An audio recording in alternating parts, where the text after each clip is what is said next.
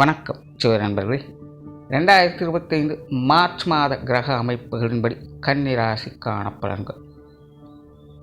இந்த மாத கிரக அமைப்புகள் என்பது குறிப்பிடத்தக்க வகையில் அமைஞ்சிருக்கு. அதாவது ஒரே ராசியில் 5 கிரகங்களுடைய கூட்டணிகள் அப்படிங்கிறது அமையும்.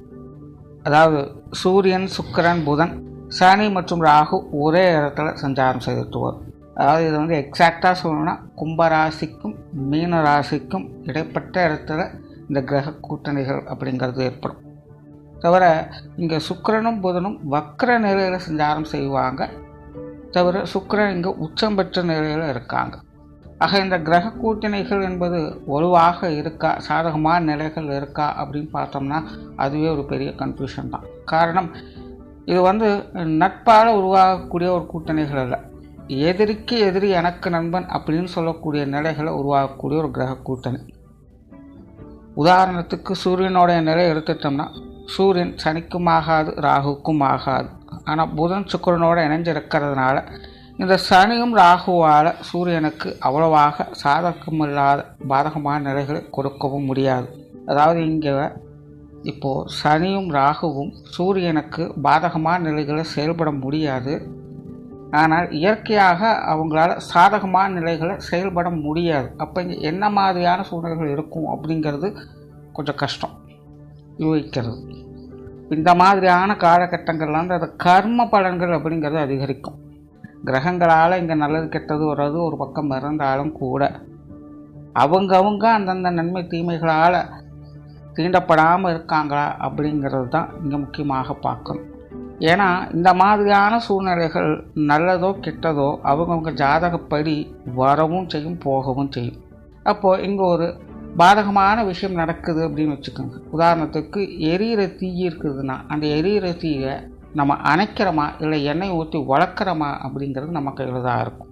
அதுவே ஒரு நல்ல விஷயமாக இருக்குதுன்னு வச்சுக்கோங்க. உதாரணத்துக்கு ஒரு நல்ல சாப்பாடு கிடைக்குது அப்படின்னு வச்சுக்கலாம். இப்போ அது ருசியான சாப்பாடுங்கிறதுனால வயிற்றளவுக்கு சாப்பிட்டு வயிற்றை நிரப்புறோமா, இல்லை ருசியான சாப்பாடுங்கிறதுக்காக கழுத்து வரைக்கும் சாப்பிட்டு நோயை சம்பாதிக்கிறோமா அப்படிங்கிறது அவங்கவுங்க கையில் தான் இருக்குது. இது சும்மா உதாரணத்துக்காக சொல்கிறேன். ஆக இந்த மாதிரியாக கிரகங்கள் அமையக்கூடிய காலகட்டங்களில் அவங்கவுங்களுடைய கர்ம பலன் தான் இங்கே விஷயத்தை தீர்மானிக்கும். ஆக சிம்பிளாக சொல்கிறோன்னா இந்த மாதிரியான கிரக அமைப்புகளால் நல்லது நடக்காமல் அல்ல, நடக்கக்கூடிய அந்த நல்லதுகளை நாம் எப்படி சரியான முறையில் பயன்படுத்திக்க போகிறோம் அப்படிங்கிறதெல்லாம் விஷயங்களானது அமையும். சும்மா மேலோட்டமாக பார்த்துட்டு இது இப்படித்தான் இருக்கும் அப்படிங்கிறத தீர்மானிக்கிறதுல எந்த ஒரு பிரயோஜனமும் இருக்காது. ஏன்னா அதெல்லாம் வரவும் போகவுமாக இருக்குமே அல்லாமல் காற்றுள்ள போதே தூற்றிக்கொண்டு சொல்கிற மாதிரி அப்பப்போ அனுபவிச்சுக்கலாமே அல்லாமல் நீண்டகால அடிப்படையில் எந்த ஒரு நல்லதையோ கெட்டதையோ எதிர்பார்க்க முடியாது. ஸோ இது எல்லா ராசிக்காரங்களுக்கும் ஒரு பொதுவான நிலை. பட் ஒவ்வொரு ராசிக்கும் தனிப்பட்ட முறையில் பார்க்கும்போது ஒவ்வொரு ஸ்தானங்களுக்கும் அது சில பாதிப்புகளை பாதகமான முறைகளில் அது ஏற்படுத்தும்.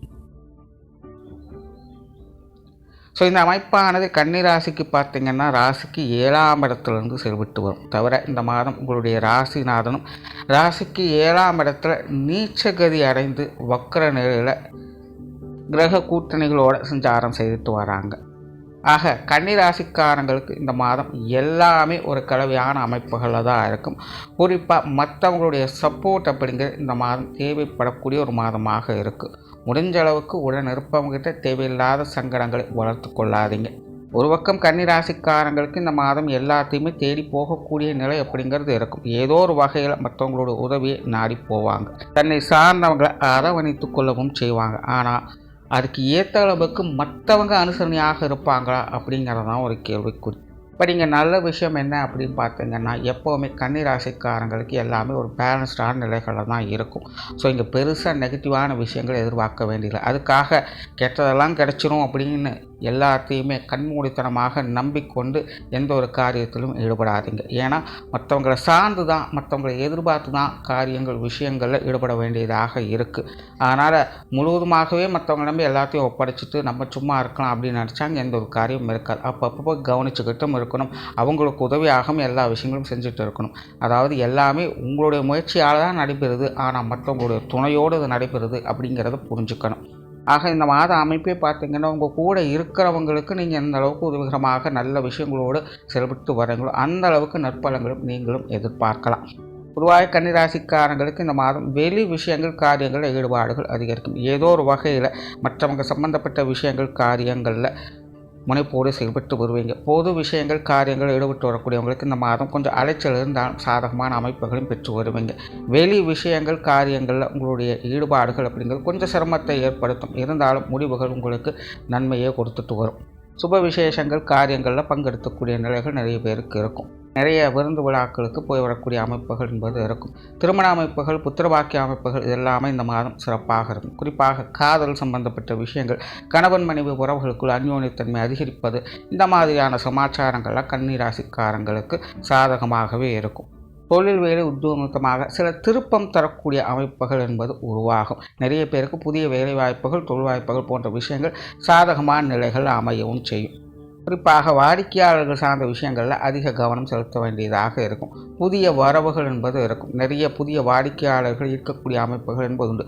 அவங்க வகையிலே சில சங்கடங்கள் அப்படிங்கிறது தவிர்க்க முடியாது. கொஞ்சம் குறைச்சி கொடுத்துக்கிட்டு தான் இருப்பாங்க. ஆனாலும் எல்லாத்தையும் சமாளிக்கக்கூடிய நிலைகள் என்பதும் உண்டு. சுருக்கமாக சொல்லணும், கன்னிராசிக்காரங்களுக்கு சங்கடம் எங்கே இருக்குதோ அதே இடத்துலையே சந்தோஷம் இருக்குது அப்படிங்கிறதான் இந்த மாதத்தோட சுருக்கமான பலன். ஆக தொழில் வேலை செய்யக்கூடிய இடங்கள்லேயே கூட இருக்கிறவங்களையும் கொஞ்சம் அனுசரணையாக பார்த்துக்கிட்டீங்கனால் எல்லா சமாச்சாரங்களும் இந்த மாதம் உங்களுக்கு சுமூகமாகவே இருக்கும். குடும்ப விஷயங்கள் காரியங்களில் நல்ல விஷயங்களை எதிர்பார்க்கலாம். குடும்பத்துக்குள்ளே கொஞ்சம் வாக்குவாதங்கள் அப்படிங்கிறது தவிர்க்க முடியாது. குடும்ப உறுப்பினர்கள் கொஞ்சம் ஏட்டிக்கு போட்டியாக எல்லா விஷயங்களும் செயல்பட்டு வருவாங்க. ஆனால் சங்கடமான சமாச்சாரங்கள் எதுவும் இருக்காது. வீட்டுக்கு வீடு வாசப்படிங்கிற மாதிரி சின்ன சின்ன விஷயங்களில் கொஞ்சம் முன்கோபம் அப்படிங்கிறது அடிக்கடி வந்து போயிட்டே இருக்கும். அதனால் கொஞ்சம் விதண்டாவாதம் அப்படிங்கிறது குடும்பத்துக்குள்ளே அதிகரிக்கும். ஸோ அந்த மாதிரியான சமாச்சாரங்கள் கொஞ்சம் விட்டு கொடுத்து போய்க்கிறது நல்லது. மற்றபடி குடும்ப விஷயங்கள் காரியங்கள் அப்படிங்கிறது உங்களுக்கு சாதகமான அமைப்புகளும் சில புதிய மாற்றங்களோடும் பார்க்க முடியும். கண்டிப்பாக குடும்ப சூழ்நிலைகளில் ஏதோ ஒரு மாற்றங்கள் அப்படிங்கிறது இந்த மாதம் உங்களுக்கு ஏற்படும். அதுவும் உங்களுக்கு சாதகமான நிலைகள் இருப்பதையும் பார்க்கலாம். மாணவர்களுக்கு கல்வி மற்றும் வித்தை சார்ந்த விஷயங்கள் சாதகமான அமைப்புகள் இருக்கும். குறிப்பாக மாணவர்களுக்கு பார்த்திங்கன்னா புத்தி கூர்மை என்பது அதிகரிக்கும். ஏதோ ஒரு வகையில் ரொம்பவுமே முனைப்போடு செயல்பட்டு வருவாங்க. அது கல்வியில் இருக்கலாம், அல்லது ஏதாவது கலை சார்ந்த விஷயங்கள் இருக்கலாம், விளையாட்டுத் துறைகள் இருக்கலாம். ஏதோ ஒரு வகையில் ரொம்பவுமே ஆழ்ந்த சிந்தனையோடு அவங்க மூழ்கி இருப்பாங்க. சில விஷயங்களில் அவங்களாகவே தானாகவே கற்று தேரக்கூடிய அமைப்புகள் என்பது உண்டு. பல புரியாத விடைகளுக்கும் விடை காண முற்படுவாங்க. அந்த மாதிரி மாணவர்கள் ஒரு தேடல் மனப்பான்மையோடு செயல்பட்டு வருவாங்க. எட்டு சுரக்காய் கூட்டு குதுவாது அப்படிங்கிறத புரிஞ்சுப்பாங்க. மாணவர்கள் சுய முயற்சியால் நன்மைகளை பார்க்கக்கூடிய ஒரு மாதமாக அமையுது.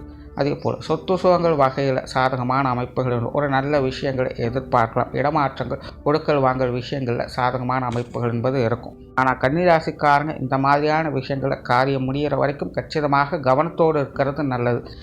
அதான் காரியம் முடிஞ்சிருச்சு அப்படின்னு அசால்ட்டாக இருந்துட்டிங்கன்னா காரியம் முடியறதுக்குள்ளே ஏதோ ஒரு குழப்பி விட்டு காரியத்தை கெடுத்து விட்டுடுவாங்க. அந்த மாதிரி இந்த கொடுக்கல் வாங்கல் விஷயங்கள், குறிப்பாக இந்த சொத்து சுகங்கள் வகையில் ஏற்படக்கூடிய கொடுக்கல் வாங்கல் விஷயங்களில் காரியம் முடிகிற வரைக்கும் கொஞ்சம் கவனத்தோடு இருந்து வர்றது நல்லது. பொருளாதார நிலைகள் சமாளிக்கக்கூடிய விஷயங்களை எதிர்பார்க்கணும். கொடுக்கல் வாங்கல் விஷயங்கள் சாதகமாக இருக்கும். இருந்தாலும் கன்னிராசிக்காரங்களுக்கு வரவுகள் எந்த அளவுக்கு இருக்கோ அந்த அளவுக்கு செலவுகளும் இருந்துக்கிட்டு தான் இருக்கும். முடிஞ்ச அளவுக்கு கடன் சார்ந்த விஷயங்களை தவிர்த்துக்குங்க. ஏன்னா இனி அடுத்தடுத்து வரக்கூடிய காலகட்டங்களில் தேவையில்லாத விரயங்கள் செலவுகள் என்பது அதிகமாக இருக்கும். குறிப்பாக மற்றவங்க சம்மந்தப்பட்ட விஷயங்களில் 10 ரூபா செலவு பண்ண வேண்டிய இடத்துல 12 ரூபா செலவு பண்ண வேண்டிய சூழ்நிலைகள் ஏற்படலாம். தனக்குன்னு செலவாகிறத விட தன்னை சார்ந்தவங்களுக்காக மற்றவங்களுக்காக செலவு பண்ணுறது இந்த மாதம் கொஞ்சம் அதிகமாகவே இருக்கும். ஆகையினால் வரவு செலவு விஷயங்களில் கொஞ்சம் கவனமாக இருங்க. அதே போல் உடல்நல விஷயங்களையும் கொஞ்சம் கவனம் எடுத்துக்கங்க. ஏன்னா ராசிநாதன் 7ஆம் இடத்துல நீச்சகதியில் வக்ரகதியில் செயல்பட்டு இருக்கிறதுனால மன ரீதியாகவும் உடல் ரீதியாகவும் இது கொஞ்சம் சங்கடங்களை ஏற்படுத்திக்கிட்டு தான் இருக்கும். நிறைய அலைச்சல்கள் கண்டிப்பாக இருக்கும். 1க்கு 2 வேலை செய்ய வேண்டிய சூழ்நிலைகள் ஏற்படலாம். இதனால் மன ரீதியாக கொஞ்சம் குழப்பங்கள் பதட்டங்கள் இருந்துக்கிட்டு தான் இருக்கும். உடல் ரீதியான அசௌகரியங்களும் அது அடிக்கடி கொடுத்துக்கிட்டு தான் இருக்கும். குறிப்பாக வயதில் மூத்தவங்க, ஏற்கனவே ட்ரீட்மெண்ட் எடுத்துக்கொண்டு இருப்பவங்க, நாட்பட்ட நிலைகளில் மருந்து மாத்திரைகளை எடுத்துக்கொண்டு இருப்பவங்கெல்லாம் இந்த மாதம் சின்ன சின்ன விஷயங்களையும் உடல்நல ரீதியாக அலட்சியப்படுத்தாமல் இருப்பது நல்லது. ஏன்னா நீங்கள் சாதாரணமாக விட்டுருப்பீங்க, அது பின்னாடி பெரிய அளவில் கொஞ்சம் பிரச்சனைகளை ஏற்படலாம். ஆல்ரெடி கன்னிராசிக்காரங்க உடல்நல ரீதியாக சின்ன சின்ன அசௌகரியங்களை பார்த்துக்கிட்டு தான் இருப்பாங்க. கால் வலி, மூட்டு வலி, தலைவலின்னு ஏதோ ஒன்று உடம்புக்குள்ளே குடைச்சல் கொடுத்துக்கிட்டே தான் இருக்கும். முடிஞ்ச அளவுக்கு இந்த உணவு விஷயங்கள், ஓய்வு சம்மந்தப்பட்ட விஷயங்கள்லாம் கவனம் எடுத்துக்கங்க. ஆகாத பொருட்களை எடுத்துக்கொள்ளாதீங்க. சுருக்கமாக சொல்லணும்னா கன்னிராசிக்காரங்களுக்கு இந்த உடல் ரீதியாக வரக்கூடிய சங்கடங்கள், மன ரீதியாக வரக்கூடிய சங்கடங்களில் அலட்சியம் என்பது இருக்கக்கூடாது.